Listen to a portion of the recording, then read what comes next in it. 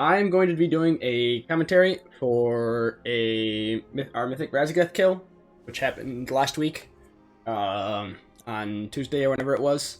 I'll be doing it from Frost Mage perspective. I'm a player that's also going to red side, and I'm kind of going to be going over, I guess, my talent choices, why I made them, as well as the strat that I was using, and like the rotation, as well as the reasoning behind why I was doing certain things when. There were a few things that I was doing different compared to most Frost Mages, or most Mages in cases. Frost Mage is also probably, I think it's the least played Mage spec for Raz. Fire had seen some play, but obviously the best Mage spec, or at least in terms of like the burst aspects, was Arcane for Raz. But I'm kind of like a Frost one trick, so I kind of just stuck out with Frost. But yeah, I'm going to be doing a commentary for our Raz kill and what happened. So we'll just get going with that. It's Kevin time. Kevin time. Kevin time. Alright, so starting, obviously nothing really big, just always have a barrier to start of the fight. Very minimal, but It just hurts so much. oh, I forgot to go over my talents. Where are my talents? Alright, these are my talents that I use for Mythic Raszageth. So you can decide, it depends on what you need the damage in. Frost Mage is pretty, one of the best single target classes in the game, at least in terms of like pure single target. So we wanted to lean a little bit heavier into the single target side, at least for Raszageth, because single target is, obviously the intermissions are important, but there are other classes that excel better in those areas that don't drop as much single target as we do. But typically the typical Frost Mage build for the spec side of the tree is you're basically taking single target but dropping Deep Shatter, and instead of taking the 1 point in Deep Shatter, well, I guess the Cleave build, sorry, not the single target. Instead of the 1 point in Deep Shatter, you're changing Deep Shatter to Ice Collar, and changing it to Ice Collar kind of gives you the option to have a little bit of damage in intermission, since you're going to have damage in intermission 1 with all of the adds in the platforms, as well as in the second intermission with all the little adds running into the center. Unfortunately, as Frost, we can't actually hit the second and third adds to get a lot of Frozen Orbs off, but it's obviously okay for the first. But if you're not running Ice Collar, you basically lose out on a lot of damage in the intermission, because you can get an orb for every single ad that spawns. You have an orb for it, if not two, for each of the Surging Runers. So Ice Collar is pretty important there, and it also lines up pretty well with all of your cooldowns for those. So dropping the Deep Shatter point and getting the Ice Collar is pretty standard for Frost Mages for Raszageth. In terms of the general Mage tree, this is your general tree. You should always be taking Spell Steal. Mages are one of the better classes for spell stealing the Spark adds, as well as Ring of Frost. Ring of Frost is very good. The same thing as like Ring of Peace and things like that. Very good for dealing with any of the sparks that happen. Obviously not as good now that there's only 3 instead of 4, but still it's a very important thing, and you will be taking it for Raszageth. It's most important in P2, but P1 obviously it helps too. And then for me, I am an avid Ice Flows enjoyer, so I find all ways possible that I don't have to take Shimmer, and ways that I can take Ice Flows. So kind of my way that I did that was, instead of taking Dragon's Breath or running down and taking Time Manipulation, I actually ended up taking Displacement. Actually, I didn't end up using it at all, luckily. Well, not really luckily, because that means I wasted 2 talent points here. But there's not really many other talent points here on the main tree that gives us any form of damage or anything, so it would literally just be a little bit more defensive survivability or like utility. But since I am using Ice Flows, I decided to use Displacement, and the main purpose for this was for P1 with the winds. If you get stuck in situations, you can use Displacement to teleport back. However, the strat that I'm using, at least for P1, is I actually didn't have to use Displacement at all. So I know some Frostmage strats differed slightly in P1. I'll kind of go over the reasonings that I did it. And yeah, I'll just get right into the video. The other one that I also did was I also decided to take Improved Blast Wave. The reasoning, I had 2 reasonings for this one. One of them was a little bit more apparent than the others. So one of the reasonings was in the intermissions, at least intermission 1. during the surging runers, when they have their ad spawns, if you ever get the Dragon's Breath on you at the same time as you should be breaking the shield, you can use Blast Wave to either interrupt the ads, the Stormbolt ads, the Acolytes, or you can use it to knock them out of the breath so that your melee DPS can still hit them while the breath is happening. I actually ended up not doing that. It kind of seemed a little bit troll because it would end up spreading the ads out a lot more than it would help the interrupts. The second reason I did it was I was kind of a backup save for in P2 intermission when the little ads are running to the big ads. If we ended up missing a CC or something like that, I had improved Blast Wave, and obviously it's a very big knockback, so that was really useful. And obviously it slows them as well. That's kind of just like a secondary helpful thing. But this is something that you really don't need to take. You can obviously drop this for a more defensive talent, like a reduction of Ice Block or something of that lines. But yeah, I'll get right into the video. Kill the boss when you say it's Kevin time. So at this time, the so-called minimal Ice Lance, the as we've termed it, the MILF rotation, was already in play, but I hadn't really practiced it much. So I was a lot more comfortable running just the typical rotation for Frost Mages at this point. Obviously, you're always sending 2 Ice Lances after Flurry. You're using your Fingers of Frost procs, everything like that. And I also was doing this because the new rotation benefits highly off of Deep Shatter. It technically does sim a little bit better when you're just running Frozen Touch, just because the amount of flurries that you're going to be generating from Frostbolts. But a lot of the value comes from Frostbolt benefiting from Deep Shatter as much, which obviously you're not running Deep Shatter on Raszageth, so it kind of loses a little bit of value there. So that's why another reason why I kind of decided to steer towards going back to the old rotation. There's not much difference in the two of them. I believe when you're just running Frozen Touch, it was like less than a 1% increase or something like that. And since I obviously hadn't practiced it at all, I decided to just stay with the old one. It wasn't too big of a difference. Alright. Don't hurt yourself. So for this, I'm obviously starting the fight with Icy Veins, as always. And then I'm using my first rune after my Icy Veins one runs out. It depends if I got a first bomb or not.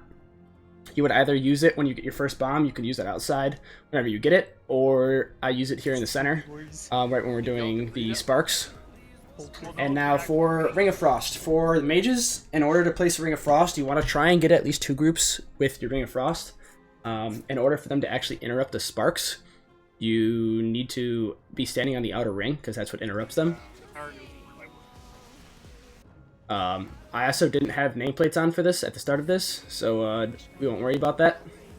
But another reason I liked using Ice Flows, as you saw I was actually using it, I can use it when I'm casting, if I'm casting a Frostbolt, to move to the location to get pushed back for wings. Obviously, just personal preference, you can obviously Shimmer to do it, but that was just what I was doing was Ice Flows, because I like Ice Flows. And now my plan for every single wing. So since I'm not taking Shimmer, I don't have the option of casting while blinking during the wings. So I kind of had to play it a little differently. So my choice was, for the first set of wings, I would alter time. As you see, I casted it. I would alter time near the right before the wings went off, and then I would be casting. I would blink, and then I would alter time back for the first one. The second one, I end up ice blocking. The third one, I will blink. I will alter to begin. I'll blink, then I'll gate, and then I'll alter back, and then the fourth one I'll ice block again. So obviously you only have 2 ice blocks as Frost Mage, so you kind of have to deal with that if you're not a Frost Mage. That's why something you could do is like, if you're Arcane or something like that, and you don't want to run, and you want to run Ice Flows, you can play around with displacement. But having 2 ice blocks, I was able to deal with it. For just such an occasion. So you saw with my alter time, I'm actually able to get back to melee, where the boss was. For every single time you get these lashes, you want to use defensives. So for me, I always use barrier, and I typically try using images if possible. I used images late there, but not too big of a deal. And now since there's no other damage basically going out in this phase, it doesn't matter if you're with a group or not. And obviously for me, it doesn't really matter either, because I'm ice blocking the second winds. So you see me ice blocking, and then it'll be immediately into a sparks. You see me lining up on the outer edge of the ring. During the sparks, mages are also very good in the terms of you can have it make a macro. There's kind of like a counter spell macro as that goes along with spell steal. It basically just will always target either sparks. It'll always target sparks, so you can just spam the macro. But obviously we have very good utility in order to stop it. We have Ring of Frost, we have Counterspell, we have Spell Steal, and then we also have Blast Wave. I guess I didn't go into that in the beginning, but Blast Wave is a very good AoE stop for them. Same thing as like Typhoon and things like that. But Third wins. I also, guess I didn't go over exactly what I did, but for the second, I used my second Icy Veins basically when the bombs were going off that we had to spread after the first wins. You should be able to get 3 Icy Veins in P1 as long as your damage is fine, because it lines up, at least for me, I was using 3 Icy Veins because it lines up having, I get Orb and Rune for the first intermission ad, I get Icy Veins for the second, as well as Orb, and then I get Rune and Orb for the third one. And then I also get Icy Veins coming immediately back to the platform in P2, but I'll kind of go over those. So for this one, like I said, this is the third wins, so I go with Altering, and then I'm still casting during the wins. I go into Blink, and then I gate. Watch breath. And now I alter back. Immediately back to the start. I did end up losing Icy Veins here. This is obviously defensives. I believe if you get these and you're later on, in the beginning area, I normally like to use Barrier and Image for the first set if you get a first bomb. If you get a second set of Sparks, and you don't really have images, I like G-Invising it. Also, since Ring of Frost is a pretty important cooldown for stopping the Sparks, since I am enranged and I'm capable of clearing them on my own with Spell Steal, Blast Wave, etc., I end up trying to cast my Ring of Frost into my actual spot. It was short, but you saw me in my window here. I used Ring of Frost, and then I used Blast Wave, and then I have 3 GCDs after. I have Blast Wave into Counterspell into a Spell Steal, so I'm definitely capable of getting all of my sparks. I used my third Icy Veins here, and then I used Cold Snap for my second Ice Block, and I'm going into another Rune of Power here. I believe the way I'm doing it, I actually lose a Rune of Power usage in P1. However, I'm basically getting 100% uptime on my runes. When I first looked at it, it was not there. So I kind of want. I'm gonna have to play around to see if that's actually worth it or not, and kind of looking to see when other ones are doing it. But yeah. And now for this part, one we've had in nights. Let's keep going. For this one, you just want to be farming your icicles in that time that it's immune. So as soon as it goes immune, just farm your icicles. My plan here is I also like using I barrier, and then while running, I use ice, or I guess while getting tossed over, I ice flows into a shifting power, so I can shifting power while we're in the air. And now for me, since I don't have Icy Veins for this first runer, my plan is I start with a Frozen Orb, going into a Rune of Power, and then a Blizzard. So you'll see me do that here. Blizzard and then Rune of Power. And then obviously on red side, your main focus is the Herald. The damage to the Herald doesn't matter until he actually gets his shield cast off.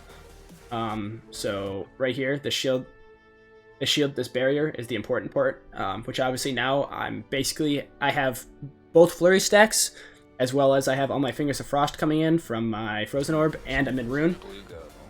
So I have a decent amount of burn for the shields.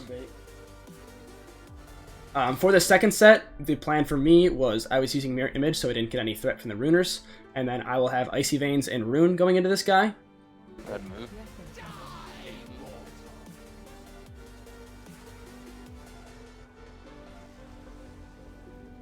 And blue gate. Again, I'll have, since I use Icy Veins, I have Rune for the shield of the Herald. Red move.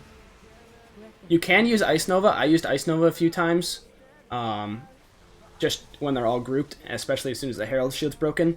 I typically didn't use it until the Herald shield was broken, just because your damage on the small adds and the Runer doesn't really matter.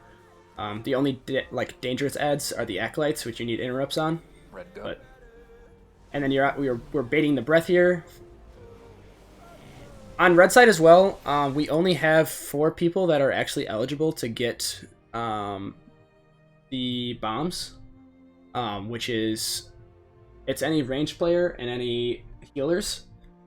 So as a mage, you're going to be one of the classes that typically will get the bombs. If you get them, you should have all your defensives.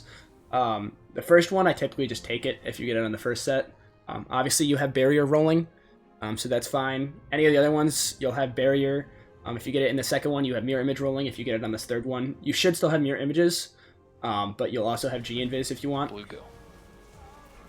And obviously, just keeping uptime on Blizzard here because this is where you're going to get value from Ice Collar.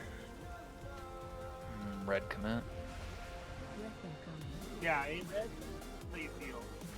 Oh. And now here, the only issue for me on this one What is this was guy talking about? I didn't have Icy Veins coming up here, so I was basically just farming. I farm Icicles here in order to get Icy Veins back. You would understand.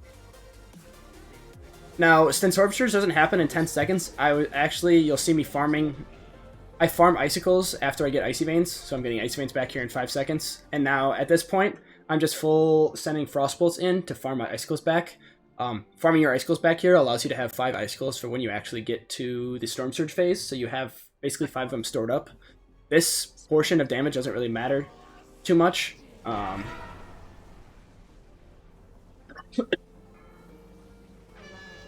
It was a little sus.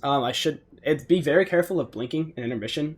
What I did there, the only reason I knew it was safe is because I was blinking into the center. But one bad part, I was deciding to save Icy Veins for every Storm Surge, just because it does drop the rune, so it would line up with every single the damage phases.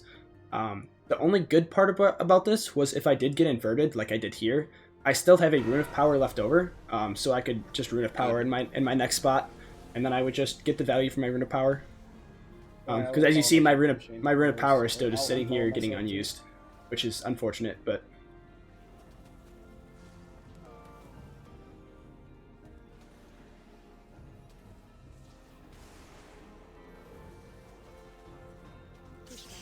Wave into bombs. Now for wave, my plan for every single one of the wave is you blink over, and then ranged need to follow the wave out to the outer edge of the ring. 2, 1, no. So my plan for all of these, if I got the first set of bombs, my plan was always to, since I had to blink the wave, I didn't have a second blink to actually get out away with the bombs. But I saved altar. I would always save altar time. If I would get that second set of bombs, I would double altar because altar would reset your blink cooldown. I would double altar and then blink because blink would remove the root. Well, now at this point it was a snare, so you could just use energized barriers in order to do it. But before I had been doing double altar because it used to be a root, which blink would remove roots. But if you don't get it, I absolutely don't need to get it, and then I just get back to my spark spot. Sparks in 3. You should be using defensives for every single one of the Sparks phases, as well as your Ring of Frost. And you see me, I'm using a Ring of Frost, and then I go into any sort of AoE things around me. I'm using both Blast Wave, and I'm spamming my macro. So here I go 3 GCDs. It is a little... It does tank my damage a little bit, especially as a class that basically requires 100% uptime. Setting 3 GCDs for interrupts for the Sparks definitely hurts me. I definitely lose some Icy Veins uptime, but Mages are one of the best classes, so if you can, send your GCDs into it. I didn't really mind too much just because basically all of my Icy Veins lined up with every Storm Surge anyways. The only part that it kind of ended up hurting me was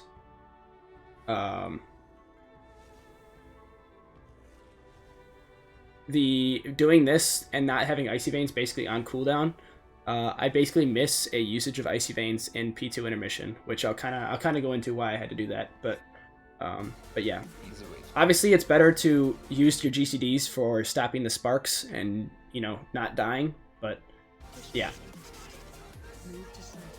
again, Stormwave, you can just blink at every single one. I trolled this one and blinked way too early, and you saw I got absolutely just milked by the wave. So that was not good. But yep. As Mage, you should basically never get hit by the waves. Oops.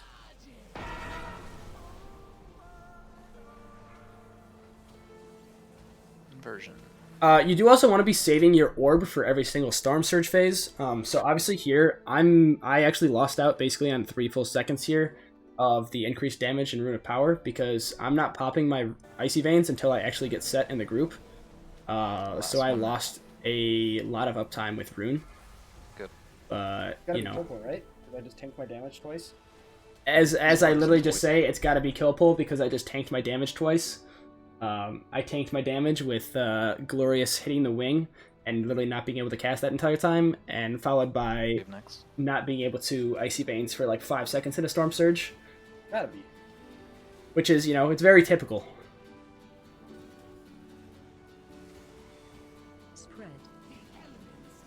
Personal now. CC, wave spiral. Again, blinking these and then follow it out. Bombs. The plan for these is if you get this one, you're ice blocking it. 2, 1, now. I didn't get it, so it was fine. I didn't have to ice block. So now that I didn't ice block, I know that I have 2 ice blocks going into P3. Which, it's honestly okay.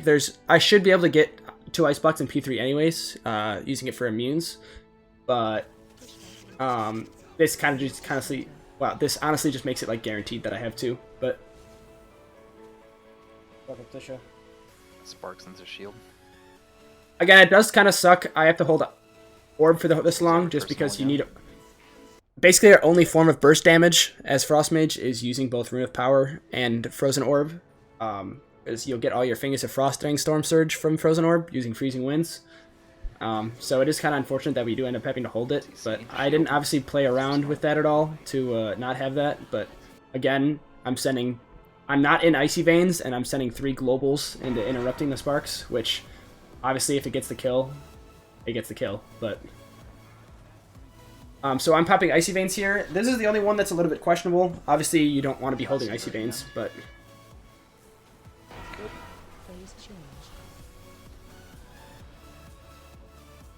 I also messed up here. I shouldn't have popped my Rune with how little time I actually had left hitting Raszageth. But again here, just be farming your Icicles by throwing Frostbolt into Raz. And then you can pre-cast a Blizzard on the Colossal Storm Fiend here. Because there's nothing else you can target at this time. Obviously you can be targeting Raszageth, like I said, to farm your Icicles on Frostbolt. But you should already have that. So you can pre-cast a Blizzard just for free damage. And now our strat is basically all ranged are stacked on this point near here. That's 100% kill pull. There are a lot of shenanigans you have to do with Frost Mage in this intermission, which I'll kind of go over when it gets to it.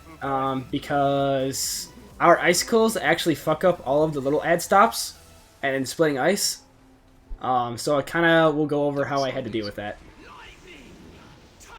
And now, so normally you would like to have my Scuffed Rune that I had at the end of P2 kind of tanked my damage a little bit here. I could have ice or shifting power to get it back, but I didn't really care about it too much because this is somewhat, you know, good old pad damage. But I was pre-blizzarding the ad spots that they're going to be running in for, and then normally I would both Rune of Power and Frozen Orb, and then once they actually get grouped, we had Mass Grip, we had Leg Sweep, and then other stuns, but you'd be able to use Frost or Ice Nova, and then you can also use Frost Nova to shatter your Frozen Orb that would be out. But I didn't worry about that too much.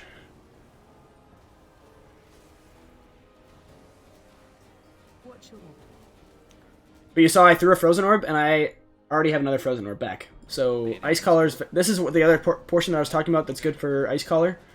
That melee one. And now ranged are running back and taking the gate over to this side. Use a personal if you have one. I love getting hit by orbs while you're taking the gate, but we won't worry about that. And now this is a section where you actually take a lot of damage. So when they actually transfer, they do a big like AoE explosion. So I actually ended up popping G-Invis for it, just for that 60% DR. Don't touch. Now, me as a mage, since we have 2 mages, we decided to use Ring of Frost for one Ring of Frost for the second set of ads, and then another for the third set, because you're not touching the second and third set of ads. Very unfortunate for us, just because, at least for Frost mages, because this would be very big Blizzard cleave for Frozen Orb, but obviously it doesn't really matter too much.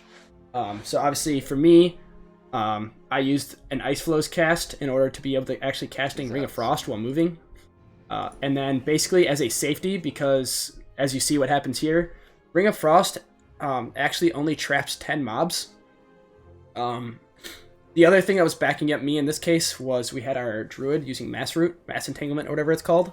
But I was basically a safety. I was always safetying the mob that I'm closest to, and hoping anybody else would get other ones. So this is a part where I would use Frost Nova, or I actually don't use Blast Wave for this one, because Blast Wave is more important for the next one. But I would use Frost Nova for this one in case any mob gets close, like this one. But yeah. It is very sketch for me with how close I have to be to the ball lightning, because I also can't tell any of the balls that are going to be coming from the left or right side, really. But yeah. Watch your toes. Melee one needs help.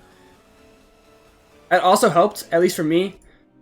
Another reason why I have to be so close, not really close, but I have to angle that way, is because my splitting ice, if I was in the spot that any of the other ranged were out here, as a Frost Mage, your splitting ice, like your Ice Lances and Icicles, would all actually split from the big mob and hit the mobs that are in the center. So it would break the CC. So you need to basically be angling your camera to the fact that you cannot see anything else. Which is basically what I have to do for all, this third ad. You see, that's why I'm facing my camera like this, and facing my body like this. Because if I'm facing it normally, I would actually be hitting any of the ads that are in the center. So now this is the third set of ads that are coming up. So it's our other mages, Ring of Frost, and then we also have Landslide and Ring of Peace. My job here, at least I took it upon me, to basically be another safety stop for the ads. So this is where my improved Blast Wave came in, along with another Frost Nova and Ice Nova if needed. So I just park my good old butt right here. Orbs. But obviously it wasn't needed too much. So the part I talked about earlier about me not being able to pop Icy Veins on cooldown in P2, I actually lose an Icy Veins uptime through P2 intermission because I couldn't pop it at all during P2 intermission. And that's the reason behind that is because I wouldn't have it for the start of P3. So you see at this part right here, when we're literally fighting the second ad, I already have Icy Veins back, and so I'm basically holding Icy Veins for, at what point was that? At 9:16 in the fight, and I'm holding it until at least 30 seconds. Obviously, I'm holding it longer because I have to hold it until P3 starts, which obviously, at this point, it doesn't really matter too much. It's just getting knocked over. At this point, obviously, as Frost Mage, just farm Icicles off of Raz. Just spam your Frostwhip. Make sure you have 5 Icicles going into P3. And you can obviously farm your procs. You can farm Fingers of Frost and Flurries and your Brain Freeze procs. But I also blinked in order to stop the fall damage here. That's the other reason I also did it in P1 intermission. I'm not an engineer, which engineers can use boots to stop it, but I was using blink, and blink stops your fall damage. But now basically it's a full burn phase in P3, and now this is when I use my Icy Veins.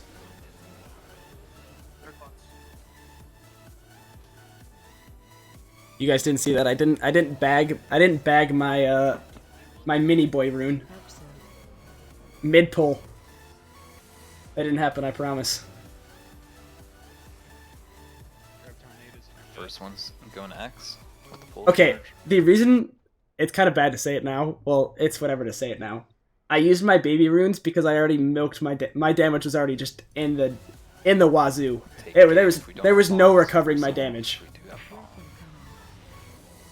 I had big boy runes, but okay. So now for these charges in P3, the first set is always they're always getting out as far as possible and getting it to the tanks if possible, or anyone else that's in the area. But at this point, it's the tanks basically eating the charges. So you saw me. The fact that it changed to a snare was a lot better. Obviously, me running Ice Flows, it didn't actually matter to me because I had Blink that removed roots.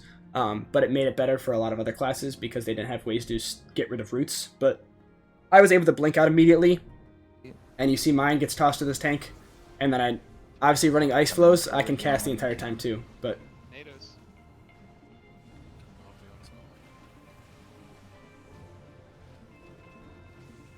next one's going into center, and then we're gonna have wave right after. And now, our whole plan for P2 or P3 was basically standing in your P2 phase, and basically you just align yourself with where the tanks were. So the tanks, you obviously can't be standing by Skull. This is where the tank frontals are, which basically kill the raid if you get hit by them.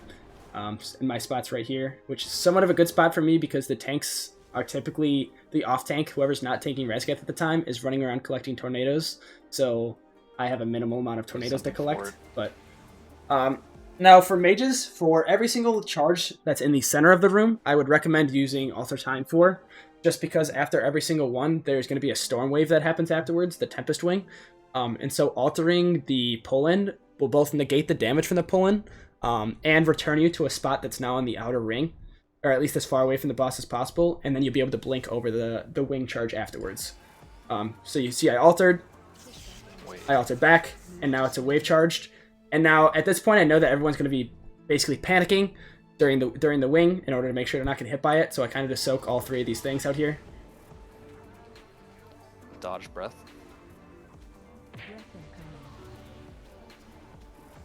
And now the next one's going to be one that's going on X. The next pull charge. PJ Shane on tar now if we can.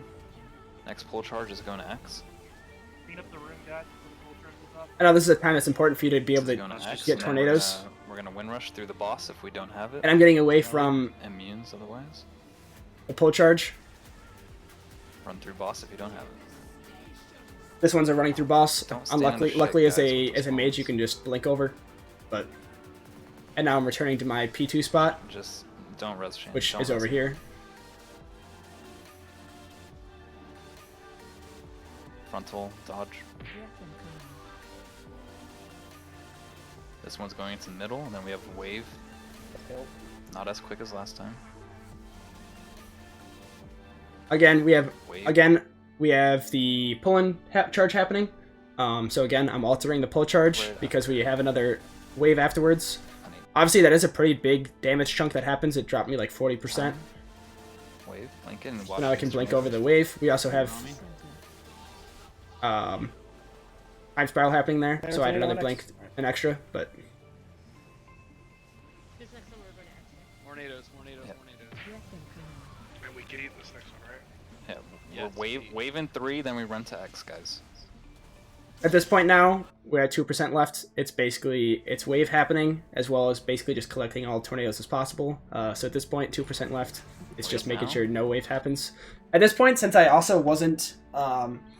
there are, in the third wave charge, the one that's going on X, or the second one, I guess, that goes on X, is typically an immune phase. So it's very common for mages to be one of the classes that's using immunes there. So you basically can just sit in it and ice block. On this bad wing, just because there's a lot of damage going on at this point, all the healers are dealing with getting through the wings themselves. Having an extra block, especially as a frost mage, is very beneficial. I was able to just block the damage that happens from Tempest Wing, as well as not have to worry about actually getting through the wing. So this is a huge phase of damage that goes out. But Run to X. We take gateway if we don't have it. We die over here if we do have it.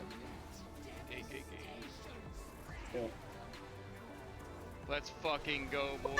and that's kill. So you didn't really need. My reasoning was every time the pull charge goes into the center is an alter time because a wing immediately follows it. June, you were asking if you need alter time to get it back in between each one, which you don't because I hadn't shifting powered at this time and it was already back. There's more than 50 seconds between each one, so you actually don't need. You don't need. Or, well, let's see when it happens. Move to diamond. Gate.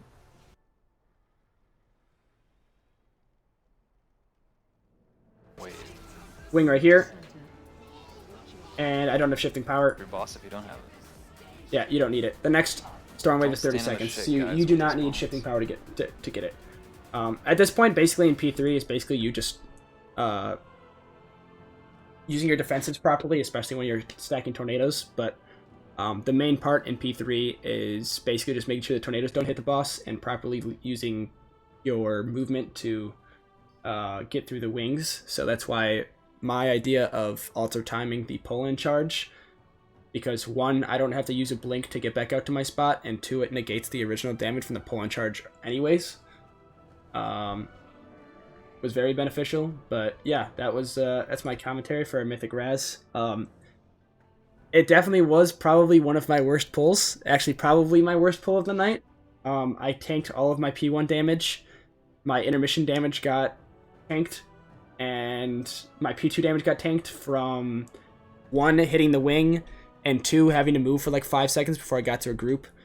Typically my plan is I like standing near, well, not standing near, but you have designated spots in P2 for where you need to stand for Storm Surge.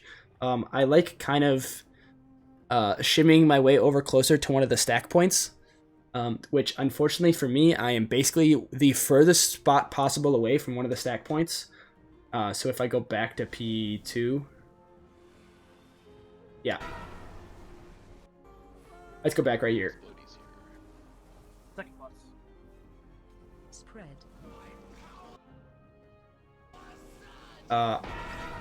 This is the first one. The first one, I'll kind of go over my spot that I'm supposed to be in. The spot that I'm supposed to be in is supposed to be over here, but I'm so far from any of the stack points. The middle one's the only one that's okay. I decided to just stay close to this one here. For that reason that I can't, it kind of sucks only having a blink. And then going to all the other ones, I'll show how I kind of shimmy my way close to it. The Storm Surge will be coming up right here. So my stack point is right here on Triangle. I didn't actually move closer to it on this one. So typically I would like moving like over here, because I'm basically 1 blink or a very minimal amount of distance away from purple. Because as of right now, the only people that are far away from their stack points are a rogue, a demon hunter, and then our 2 tanks. So I'm kind of screwed in being this far. It's 2 rogues and then tanks, which the tank damage doesn't really matter too much for intermission. But yeah, like everyone at this point is already at their spot, and I'm currently not even close. Version. I don't get a rune down until 6 seconds into the Storm Surge. So typically my rule is I like to, I think I did it for the 3rd one, if I skip forward to the 3rd one. Tisha. CC, shield.